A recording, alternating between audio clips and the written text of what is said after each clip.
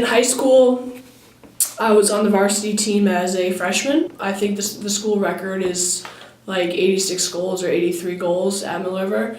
And so that's why I had that achievement there. And then I moved on to Castleton, which is also a local school, Division III liberal arts school. And I also set the record there for goals around, I think I had like 83 or 85. I'm still coaching at Castleton as a graduate assistant, and my goal is to be a coach for women's soccer at the collegiate level. But I spent a lot of hours in Vermont, in a meadow, just somewhere, just me and my ball. I wouldn't have learned a lot of the things that I've learned without being in Vermont. I learned a lot of what I know without ever being in a classroom, just by myself exploring, whether it was in the woods, whether it was in a stream, whether it was just picking at a dirt pile, whether it was anything. Whenever I go out of state, for maybe it's for a soccer trip or whether it's for professional development or whatever it is, I'm always like, can I get back to Vermont already?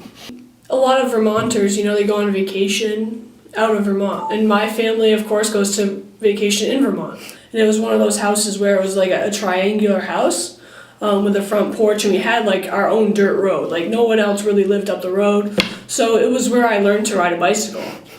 And I had dozens of crashes and dozens of failed attempts, but it was a deserted road, and it was always ours. There was no cars, and to this day, I always remember riding my bike up and down that road, up and down the road, and so many failed attempts, and finally, going into the ditch with my bicycle, and finally having a successful trip down the road. What comes to my mind most recently is the resiliency of the Vermonter. I remember watching the news and people still going to work through Irene on four-wheelers cutting through the woods. I mean, come on. What other place would have that mindset of, yeah, we're still going to go to work and we're still going to do this? We're not going to let, a natural disaster, literally a natural disaster. My house is wiped away. I have nothing stopping me from doing what I love to do or to get me from here to there.